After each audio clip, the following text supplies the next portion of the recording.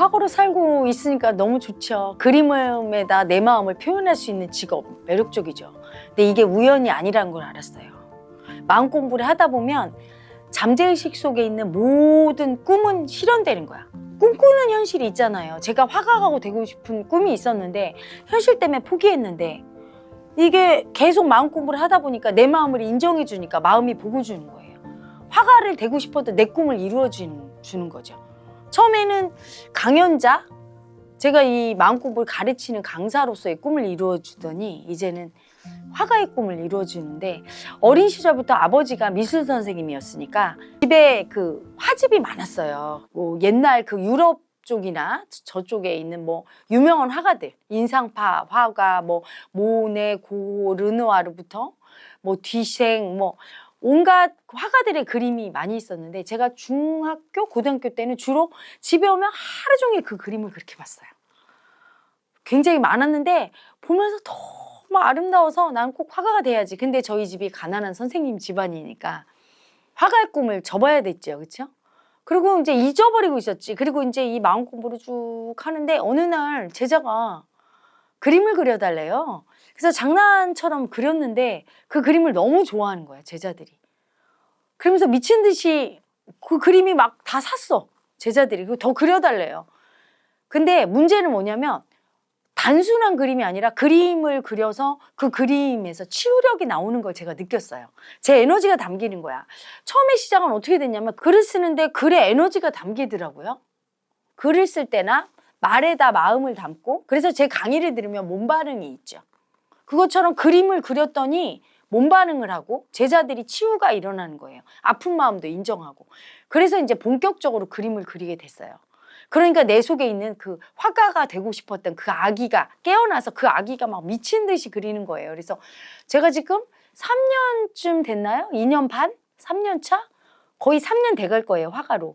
근데 몇천 점을 그렸어요.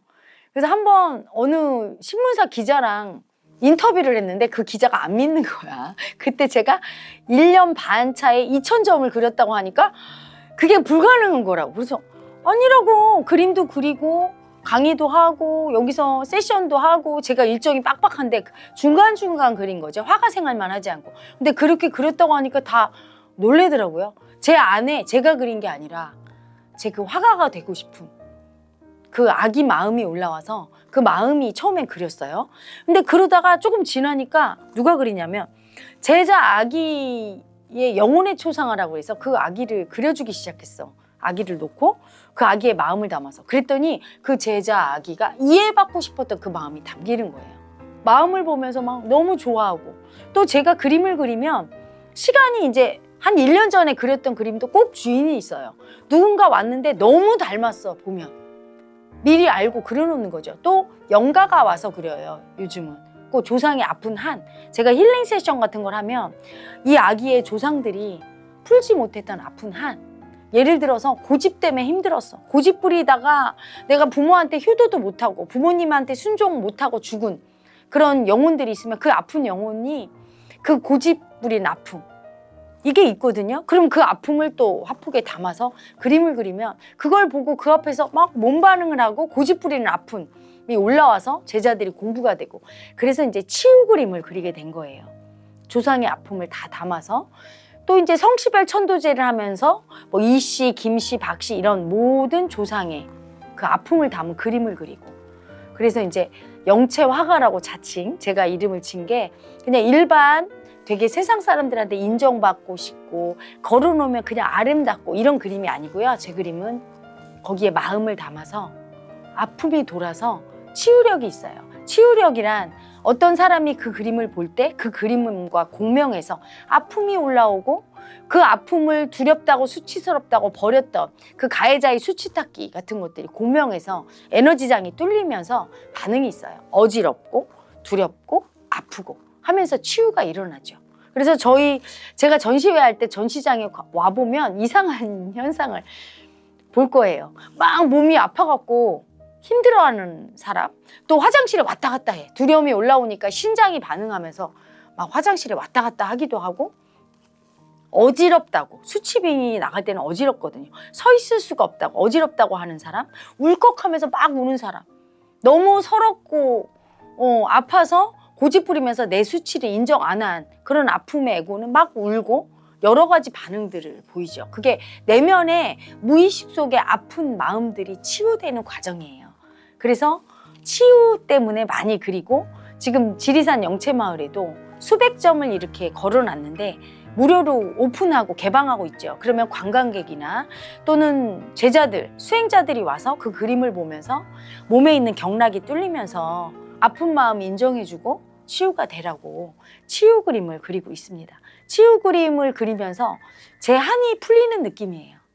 왜냐하면 저는 엄마 아빠가 환갑되기 전에 돌아가셨거든요. 저의 가장 아픈 한은 고쳐주지 못한 한이에요. 되게 고쳐주고 싶어. 그리고 이 마음 공부하면서도 제 제자 중에 말기암 환자나 이런 제자가 한 3명 죽었거든요. 도력이 약해서 고쳐주지 못한 제 아픈 한, 이런 것 때문에 너무너무 병을 고쳐주고 싶은 마음이 세게 들어있어서 제 그림은 치유력이 강해요. 아픔을 다 흡수하고 또한 아픔을 경락을 뚫어서 내보내고 안 되면 자기들이 흡수해버려요. 그래서 몸이 아프거나 마음이 아픈 사람들이 이걸 사가지고 가면 이게 새카매져. 그림이 막 어두워지는 게 그 탁기를 다 흡수하고 또 그 탁기를 다 방출하고 나면 또 그림이 밝아지고 또한 그림이 주인의 마음을 이해해줘요. 내가 슬플 때 내 그림이 뿌옇게 서러움이 올라오고 심지어는 이렇게 눈물방울이 맺히는 분들도 있고 또 내가 화가 나고 막 분노가 올라오고 가해자 마음 올라오면 쨍하게 색깔이 선명해져요. 그랬다가 두렵고 아프고 하면 검은색으로 바뀌었다가 항상 그림이 나와 같이 친구로 그리고 그림을 보면 그냥 단순한 그림이구나 잘 그렸네 멋있어 이게 아니고 내 친구 같기도 하다가 내 서러운 동반자 같기도 하다가 애인 같기도 하다가 뭐 여러 가지 마음으로 나에게 다가와요. 그래서 반려 그림이라고도 얘기를 하지요. 그래서 스승의 일환으로 마음 공부를 가르치는 치유의 일환으로 또 그림을 그리고 있습니다. 그림을 그리면서 제가 못다한 한을 푸는 과정이에요. 너무나 삶의 아픔과 마음의 아픔 그리고 몸의 아픔을 치유해주고 싶었는데 치유 못해줘서 되게 아프고 서러웠던 저의 한을 또 푸는 과정이기도 합니다. 가끔씩 조상의 영가가 와서 그림 그릴 때 있거든요. 그림을 그리고 났는데 기가 막히게 그 주인이 와서 그걸 알아볼 때 예를 들면 이런 거죠. 내가 어느 날 그림을 그리는데 머리로는 예를 들어 꽃을 그리려고 했어요. 근데 막 그리다 보니까 강아지가 나왔어. 그래서 야 강아지 왜 그려? 막 이러고서 강아지를 딱 그렸는데 딱 그날 제자 아기의 강아지가 죽은 거야.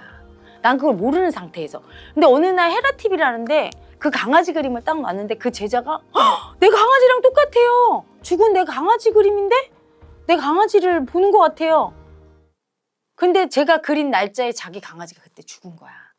죽어서 강아지의 영가가 온 거죠, 저한테. 근데 엄청 오래 키운 강아지라 되게 아프고 서럽고 많이 울었던 거야. 이 강아지가 너무 서러우니까 그림으로 들어가서 주인을 지켜주고 싶었던 마음인 거예요. 그래서 저한테 와서 제 잠재의식을 통해서 그걸 그리게 하고 주인이 그걸 보게 해서 그 그림을 정말 그 아기가 막 울면서 나중에 사가지고 가져갔거든. 강아지 마음을 그때 알았어. 머리로 원해서 의도 있게 그리는 게 아니라 그 마음이 오면 그냥 그리거든. 근데 나중에 보면 그게 다 이유가 있었어. 누가 와서 가져가려고 위로받고 하려고 그린 그림이었던 거예요. 그래서 그 강아지가 꼭 전해달라고 얘기하는 그 말을 해줄 때 저도 신기했어요. 막 슬퍼하지 말라고. 나는 영원히 네 옆에 있을 거라고. 너무 사랑한다고. 고마웠다고. 나 때문에 얼마나 힘들었냐고. 네가 날마다 나를 보고 아파해서 내가 죽을 수밖에 없었다. 이런 얘기를 막 강아지가 해주는데 그게 너무 맞아떨어지는 거야. 강아지가 막 아플 때 자기가 막 힘들어하고 병원에 가고 막 하는데 자기를 보고 그날 울었는데 죽었다고 하면서 얘기할 때 깜짝 놀라는 경우가 있죠. 이렇게 마음은 와 대단하구나. 그리고 이제 가끔 처음 보는 분인데 제 그림 속의 주인공과 너무 똑같고 마음이 너무 공명을 하고 이럴 때 제가 놀래요. 머리가 그리는 게 아닌 잠재의식이 그리는 구나를 느끼고 제가 그린 그림이 몇천 점이 되는데 다 주인이 있대요. 나중에 시간이 흘러도 다 주인이 나타날 거라고. 그 아픈 마음을 미리 그려줘. 어떤 그림 같은 경우는 그 외국 브라질인가 어디서 비행기 추락이 돼서 그 엄마는 죽고 애들한테 꼭 빠져나가라고 이렇게 얘기를 해주고 그 엄마 마음이 저한테 와서 꼭 자식을 구하고 싶은 엄마 마음으로 그린 그림이 있거든요. 근데 아이들이 정말로 며칠을 굶었는데 살아남았어요. 거기서 살아남을 수가 없대. 뭐 보름인가를 살아남았대요, 어린애기들이. 근데 어른도 거기서는 죽을 수밖에 없는 정글이래요. 독사한테 물리거나 아주 환경이 안 좋고 먹을 물도 없고. 근데 살아남았거든. 근데 그 엄마의 보호 아래 무사하게 살아남았다는 거를 알았어. 근데 그 엄마의 영가가 와서 제가 그림을 그렸어요. 그랬더니 내가 왜 근데 이 그림을 꼭 나한테 그려달라고 하냐고 그랬더니 그 엄마가 뭐라고 하냐면 이 속에 당신이 그린 이 그림을 그려놓으면 언젠가 자기 자식을 꼭 구하고 싶은 엄마가 나타나서 이 그림을 가져갈 거래요. 그러면 인간은 못하지만 육체의 힘은 안 되지만 이 마음의 힘으로 자기 자식을 구할 거라고. 나처럼 자식을 구하고 싶은 엄마가 올 거라고. 그래서 그려달라고 한 거라고 하면서 얘기를 해서 그려준 그림도 있고. 그래서 제가 제 그림을 보고 힐링받을 때도 많아요. 그래서 되게 그때 그 엄마의 마음이 너무 사랑스러워서 제가 막 울면서 그렸던 그림이 있고, 또 하나 이제 산림욕 같은 그림은 거기서 휘톤치드가 나와서 제가 맨날 밤에 새벽에 내려와서 물 마시러 내려왔다가 그 앞에서 이렇게 막 이렇게 산림욕하는 기분으로 거기서 그 그림을 보고 했거든요. 그래서 저는 그림 그려놓고 가끔 이래. 그림하고 대화도 하면서 내가 그린 게 맞나? 이럴 때 있어요. 제가 그리는 게 아니야. 머리에 의도가 하는 게 아니고 영가가 오면 그리고 또 잠재의식 속에 어떤 마음이 그리고, 그래서 제 그림은 화풍이란 게 없어요. 보통은 화풍이 있거든. 그래서 청경자 화백, 그럼 그 사람의 그 그림은 왜 그 독특한 느낌이 있죠. 근데 제 그림을 보면 그 느낌이 없어요. 왜냐면 그때그때 달라요. 그 마음이 올라와서 그 마음을 가장 적합하게 표현하거든요. 고상한 마음이면 고상한 화풍이 올라와요. 하지만 천박한 마음을 그리면 천박한 화풍이 올라오고, 막 두려운 마음이면 아주 두렵게 거칠게 그렸다가 또 아주 귀엽게도 나왔다가 특별한 화풍이 없이 딱 그 마음이 최적화돼서 그 마음을 그냥 하고, 또 하나는 이제 저는 일반인의 입장에서 제 그림을 안 봤는데 일반인들의 반응을 보면서 제가 느끼는 게, 두렵다고 제 그림을 못 보는 분들이 있거든요. 자기 마음 보는 게 너무 두려워서 거부하는 분은 제 그림을 못 봐요. 그런 분들은 자기 마음을 인정 안 하니까 세상 모든 만사가 마음이 다 이루는 건데 육신이 아닌, 얼마나 자기 하는 일이 하나도 안 되겠어요. 그런 분일수록 그림을 보고 그 두려움이 가짜인 거라고 느낄 때 현실이 순식간에 바뀔 텐데 너무 안타까워요. 또 하나는 지난번에 여기 지리산 영채갤러리에 화가 미대생들이 오셨더라고요. 근데 그 아가들이 엄청 오래 보고 갔대. 그래서 그분들이 뭐라고 하더냐 이렇게 물렀어요. 여기 영채갤러리 관장 보고. 그랬더니 관장 스텝이 하는 말이 특이하다고. 일반 화가들은 자기의 의도를 숨긴대요. 작가의 의도를. 근데 너무나 명확하게 의도를 딱 얘기하고 있고 거침이 없고 선명하게 자기의 의도를, 마음을 인정해야 그 마음으로 복을 받으니까. 빼앗고 싶은 마음을 수치주고 은큼하게 숨길 때 받고 싶잖아. 하나도 못 받게 될 거예요. 미워하는 마음을 숨길 때 계속 미움받을 거예요. 내 뜻대로 안 돼. 마음을 선명하게 인정해 줄 때 복 받으니까 복 받으라고 현대인은 다 숨기고 살아. 근데 그 숨기지 말라고 그 마음을, 내가 안 보려는 마음을, 다 버린 마음을 제가 선명하게 보여주면 가끔가다 그런 분이 있어요. 아니 헤라님, 저 그림이 자꾸 날 불러요. 왜 부를까요? 자기가 버린 마음이 그 그림을 보면서 딱 올라와서 저거 나네? 저것 좀 봐줘. 네가 나 버렸지? 저거 봐. 네가 나 버렸어. 하면서 그 마음이 신호하는 거예요. 그래서 자기 마음을 인정해주면 그 자체로 복을 받아요. 마음 한번 인정할 때마다 그 마음은 영이 돼서 나를 복을 주고, 마음 한번 버릴 때마다 나는 내 뜻대로 하나도 안 되거든. 그걸 현대인이 몰라요. 그래서 자기도 모르게 치유받으라고 지리산 영채마을에 와서 영채갤러리를 한 바퀴 돌면서 내 마음 한번 인정하고 가면 저절로 그냥 나도 모르게 내가 원하는 일들이 되고 치유받고, 그냥 아픔이 올라와서 이게 나가고 나면 좋아지라고. 머리는 모르지만 몸은 치유받게 하려고 무의식 속에 현대인이 다 버린 마음을 선명하게 드러내서 그 마음을 치유하라고 그려놓은 거예요. 마음의 에너지를 써서. 축복받는 에너지, 아픔을 올려서 치유하는 에너지, 사랑받는 에너지, 이런 것들이 다 들어가 있는 거죠. 의도가 있어요. 왜냐하면 많은 사람들이, 특히 한국 사람들은 두려워해요. 미움이나 사랑을. 선명한 마음을 두려워하죠. 그래서 옷도 이렇게 무채색으로 입는 경우가 많고 자기 표현도 두루뭉실하게 하죠. 그런 자기 마음을 선명하게 드러내려고 그렇게 원색을 쓰고, 또 하나는 뇌치유예요. 아이들이 제 그림을 보면 머리가 좋아져요. 뇌를 깨어나게 해요. 선명한 색깔은 자극이 심하게 가죠. 선명한 색깔이 또 한 색이 아니라 여러 가지 색으로 되어 있거나, 또는 제가 손가락으로 그리거나 아주 잔잔한 물결처럼 터치감이 아주 섬세하게 있는 그런 그림들은 아픔 치유를 되게 세게 해요. 그래서 선명한 색깔을 주는 거고요. 특히 빨간 색깔을 많이 쓰죠. 빨간 색깔은 분노, 미움, 화, 이걸 치유를 많이 하고요. 검은 색깔은 두려움, 공포, 죽음의 공포, 이런 걸 치유를 많이 해요. 그리고 하얀 색깔은 서러움, 슬픔, 이 치유를 많이 해요. 금색은 가난의 아픔, 그래서 부자 되게 하는 풍요로움. 제가 많이 쓰는 색깔은 현대인이 꼭 필요한 색깔. 선명한 색깔일수록 많이 필요하죠. 그래서 선명한 색깔을 많이 쓰는 이유가 뇌치유와 그 마음속에 있는 그런 어떤 풍요롭고 굉장히 행복하고 이런 에너지를 올리고, 좀 더 생기를 불어넣으려고. 살기가 심하죠. 살기가, 현대인은 생기를 일으키기 위해서는 그 살기를 죽여야 되고, 그러기 위해서는 선명한 색깔이 되게 중요합니다. 그래서 선명한 색깔을 많이 씁니다. 여러분, 눈은 마음의 창이라고 하죠. 마음이 다 드러나, 눈에. 그렇죠. 그래서 사람의 눈을 보면 그 사람 마음을 알 수 있는데, 제 그림에는 마음이 담겨요. 그래서 그 눈 그림을 통해서 마음을 더 선명하게 알려주고, 또 하나, 마음은 눈이에요. 어떤 눈으로 세상을 보는가, 그게 마음이야.